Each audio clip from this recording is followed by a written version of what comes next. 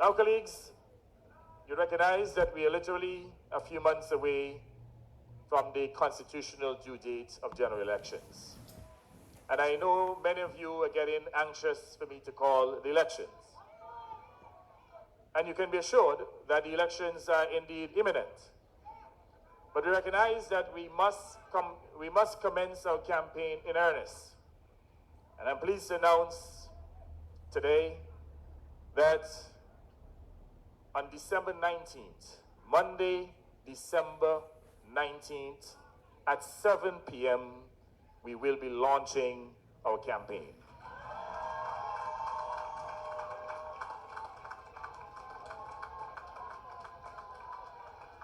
And today, on this VC birthday, I know that Severe would want me to encourage all of our supporters and well-wishers to gird their loins and join the battle, to understand that we must come out like a mighty army to defend the best interests of this country. I know that Severe would want me to say to you that you must go into every street, every community, every nook and cranny, and to spread the good news of labor. I know Severe would want me to say to you that you must defend this country with all your might, with all your heart, with your blood, your sweat, your tears. My dear people, we have a lot to lose. And I want to say to you, especially those of you who are on the fence, get off of the fence. There is no room for lethargy. This is a time for action, impacted leadership and action leadership in the interest of the people. I ask you to come out on Monday as we send a firm message to the people of this nation, as we send a firm message to the UPP, those losers, those laggards, those charlatans who are seeking to destroy this country. And I say to you that unlike this spluttering campaign that has spluttered for the last 18 months, we shall campaign unrelentingly, we shall campaign with intensity, and we shall make sure that when I announce that day of the elections, that is 17 none. And I want to say to you, I will make sure that I select competent people from the population to serve in the Senate as the new opposition.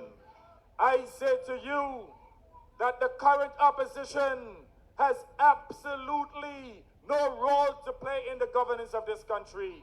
I say they have no role to play in the contemporary governance of this country. We have spent millions of dollars, tens of millions of dollars, giving scholarships to our youth to educate themselves in the last 8.5 years. And you're telling me that after educating thousands of people in this country, that we must settle for those losers, those laggards, and those charlatans, those incompetents, those unqualified?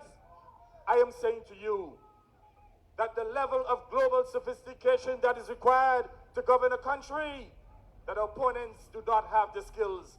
I am saying to you that this is a time that requires great competence and skill.